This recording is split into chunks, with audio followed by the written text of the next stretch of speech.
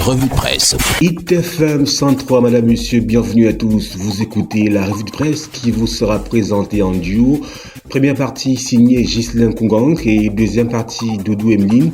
Démarrons par le quotidien L'économie qui titre la une. Route Moradabanga Kousseri. Les transporteurs tchadiens dans le désarroi, nous dit ce journal en page 3 de ce numéro. Cameroun Tribune pour sa part parle de l'eau potable à Yaoundé et ses environs et s'interroge. Et maintenant, officiellement mise en service le 20 août dernier, les installations du projet Paipis d'une capacité de 300 000 m3 par jour charrie beaucoup d'attentes, nous dit Cameroun Tribune à la une de cette édition. Le Jour pour sa part revient sur une autre actualité, à savoir la rentrée scolaire 2024. Jusqu'à 25% de réduction des prix de livres et fournitures. C'est à l'occasion d'une opération de vente promotionnelle organisée par le ministère du Commerce en partenariat avec des entreprises citoyennes au boulevard du Vermet à Yaoundé, devant prendre fin le 8 septembre prochain. Page 5 pour plus de détails sur cette initiative à l'effet d'alléger la rentrée scolaire 2024. Nous sommes avec un autre journal, Le Drapeau, à la une, décentralisation. Un ouvrage exalte le rôle du Programme national de développement participatif PNDP. À la page 3 de cette édition, Mutation pour sa part parle d'empoisonnement mortel avec la tragédie de Dimarco. Comment 6 personnes d'une même famille ont perdu la vie suite à la consommation d'un plat de couscous de maïs empoisonné. Page 5 pour plus de détails sur cette situation tragique survenue à Dimarco. Toujours avec le quotidien Mutation, intelligence artificielle, le pari d'une jeunesse patriotique est à consulter dans les colonnes de ce numéro. Éco-santé pour sa part nous parle du nouveau directeur régional de l'Organisation mondiale de la santé pour l'Afrique, Dr Faustine Engelbert Dougoulil, spécialiste renommé de la santé publique et ancien vice-ministre de la santé en Tanzanie, a été désigné comme le nouveau directeur régional de l'Organisation mondiale de la santé pour l'Afrique. C'est à lire dans les colonnes du quotidien Éco-santé.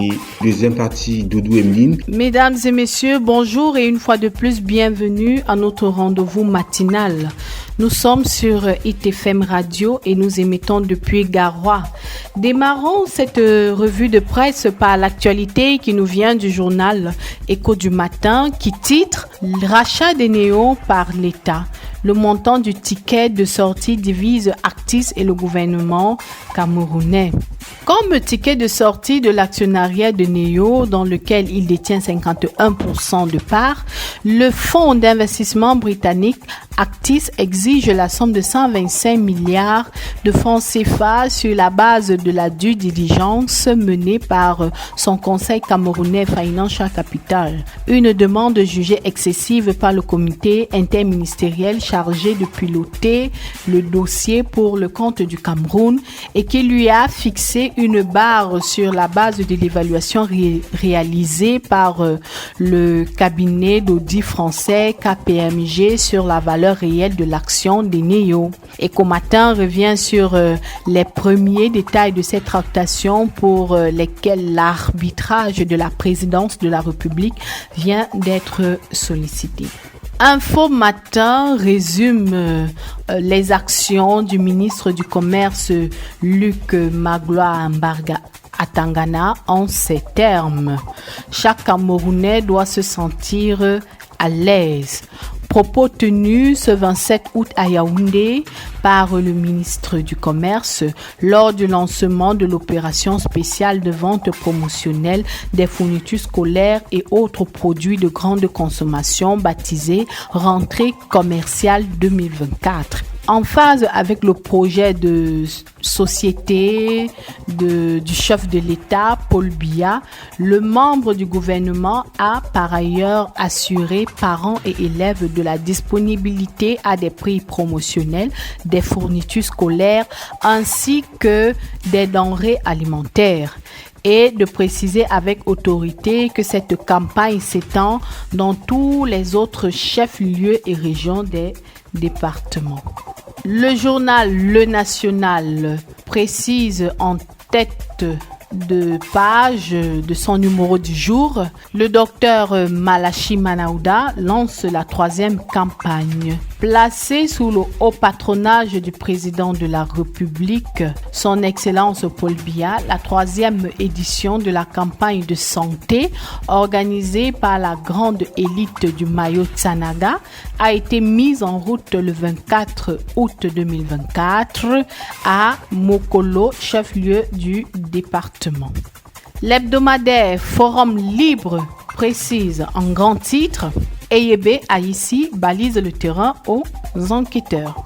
Sous très haute instruction du président de la République, le ministre d'État, secrétaire général de la présidence de la République a ordonné le 23 juillet 2024 la création d'une commission mixte gendarmerie-police pour enquêter au ministère des domaines du cadastre et des affaires foncières. Celle-ci ayant pour mission d'examiner les cas de spoliation du domaine privé de l'État et les atteintes à la propriété foncière sur la période 2020-2024. Une mission que le CAF a accueilli avec beaucoup de sérénité. C'est ainsi que le chef de ce département ministériel, Henri Eyebe Aïssi, a récemment pris des mesures pour encadrer ces enquêtes. Dans une lettre adressée à ses collaborateurs signée le 23 août dernier, il a également annoncé la mise en place d'une protection juridique et d'un accompagnement psychologique pour ceux qui pourraient faire l'objet d'investigations menées par la police et la gendarmerie nationale. Voilà, mesdames et messieurs, c'est la fin de ce point sur l'actualité sur Hit FM Radio, émettant depuis Garoua.